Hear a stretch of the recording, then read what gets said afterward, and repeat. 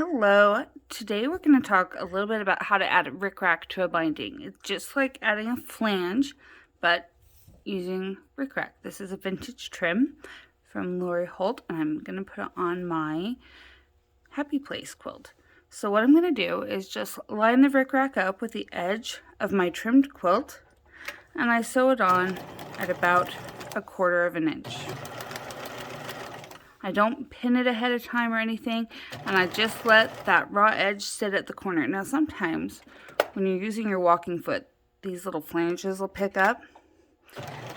So I find it really helpful to, when putting the Ric-Rac down, to use an awl or a stiletto or purple thing or whatever it is that you like to use to help hold that Ric-Rac down so it doesn't get caught up. This is just a basting stitch to hold it down.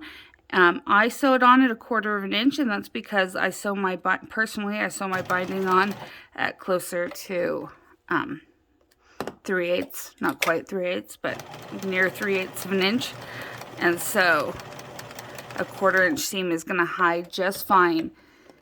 I won't have that seam show.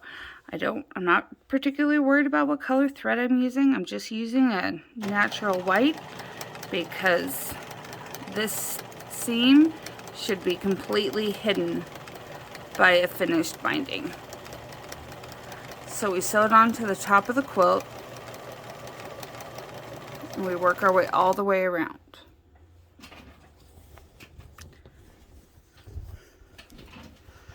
Takes a little bit of management here to get all the bulk out of the way. And I can't sew as fast as I would normally like to because I'm dealing with multiple parts. And the Ric-Rac, I love the look of it when it's done. It really makes a border just add that little bit of interest.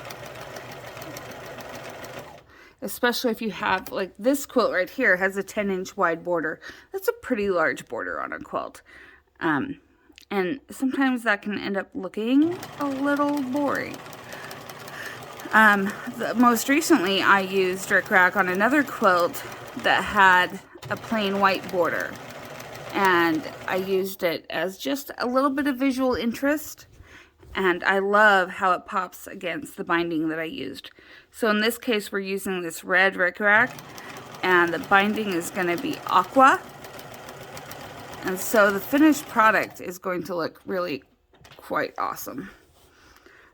I want to go ahead and make sure I get all the way down this side because I want to show you how we deal with corners here.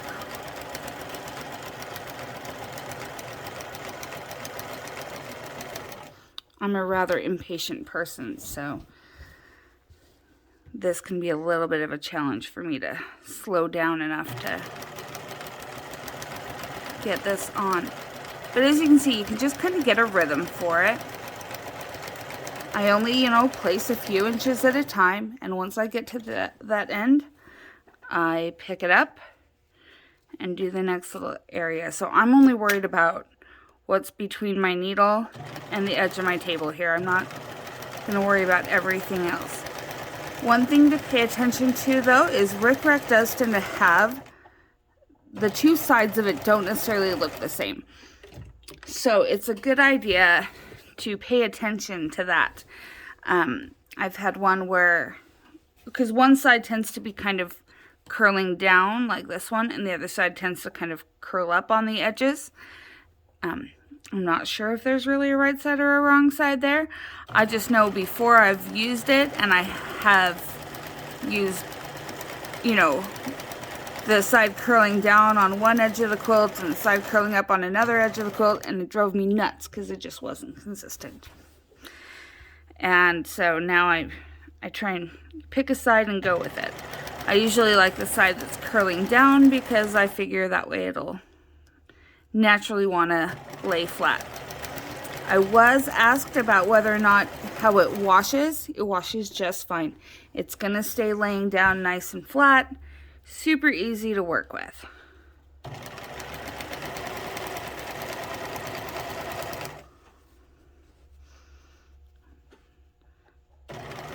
similar to a flange. There's really not enough fabric for it to get all wonky and crazy in washing. If it is really bothering you, you can take an iron to it, but I haven't had it curl up on me at all, so to me that's a non-issue. Alright, now when we get to the corner, what I want to point out is that this is going to be, we're not going to flip it up and miter it the way we would binding. And that's because that's going to get to a really, really bulky corner. So what I'm going to do is I'm just going to cut it off. That's all. Just cut it off. Because this raw edge here is going to be under the binding. It'll be under our finished binding. And so will be a non-issue. We don't have to worry about that being a nice finished edge.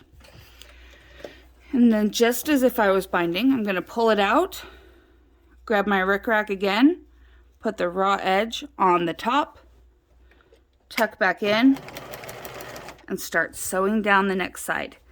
It really is just that simple.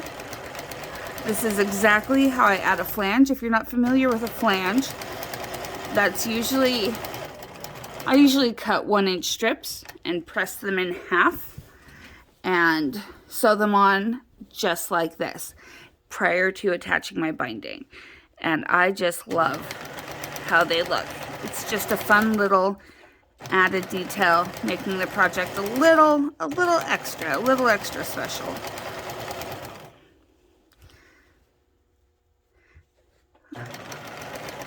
That's all. Just a little extra, not required. Just picking up on it.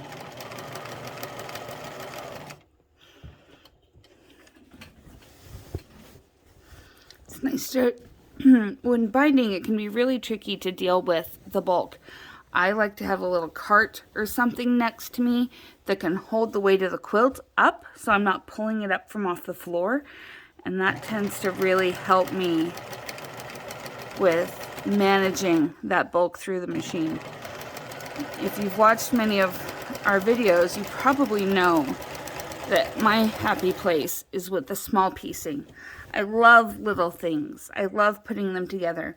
Once we get to the large pieces, assembly, binding, I'm not in my happy place at all. I don't enjoy that part remotely. I like the little stuff. I don't like managing bulk. And so I suppose I find methods to keep it as simple as possible so that I enjoy it. Well, I still don't enjoy it, but it bothers me less.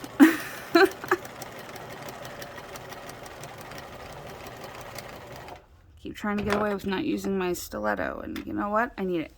So if you've ever been in the shop, because I get this question all the time because we've got these cute handmade stilettos by the register, what would I ever use this for? Here's one option. I love them for when my finger doesn't fit in there really well, and even if it does, it's a little closer to the needle than I like my fingers to be. So the stiletto acts as your finger, because sometimes you need to guide something all the way up to the needle. And the stiletto acts as your finger for doing that.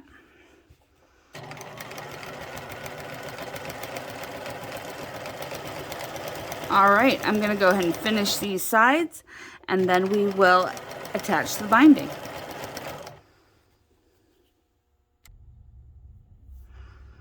Alright friends, now let's talk binding. We've got our Ric-Rac basted down.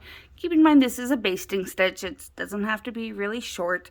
I do lengthen mine because I like to get it done. That being said, it can also make the walking foot go too fast and these flanges get caught up. So not too long of a basting stitch. Now I'm going to add my binding. I always leave a tail when I get started so that I can make it meet up perfectly at the end. This part goes so much faster for me because I am no longer worried about my little flanges because they're being held down with my binding on top. And I'm going to do a stitch just barely larger. If you're wondering what my reference points are on my particular walking foot, on my walking foot, this little mark right here is 1/4 of an inch, which if I go to the inside is about here. I just move over to this edge on the inside, and I use that as my reference point. You can use whatever reference point works best for you. If that is tape, then use that. My mom was super duper fancy, because that's how my family works, and drew a line on her walking foot with the Sharpie because it didn't have a 1/4 inch mark, and that's her 1/4 inch mark. And you know what? That works great. There's no reason to worry about doing anything fancier. But it is good to look at your foot and see what you have there.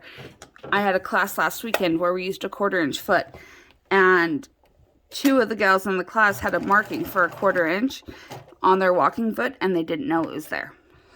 When I looked at their feet, I found it. All right, sew off the corner, flip it up, fold it all the way up to the top, out to the edge. You'll notice here my little flange got a little too far right there. I will trim that before I bind. So if it did, don't worry about it. You can always trim that off. Any raw edges, again, are going to be hid by the binding, because we're going to wrap it around later and finish it. I'm not going to do that in the video because I'm a hand binder, and y'all are not going to want to watch me hand bind this thing.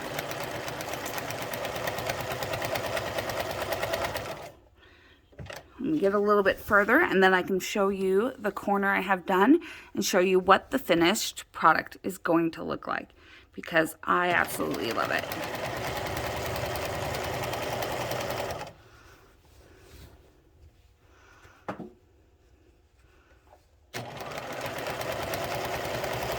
Another fun fact is, if any of your basting stitches for some reason are showing on the Ric-Rac when you're done, go ahead and just rip them out. I mean, those are basting stitches. So it's not like you're going to ruin it by, damage that seam, because the Ric-Rac is being sewn down again by the binding.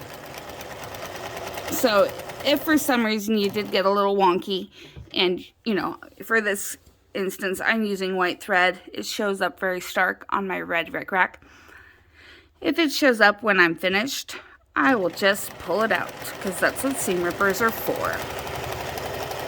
Alright, I think I can get to my corner now, and I want to show you what this is going to look like when we're done.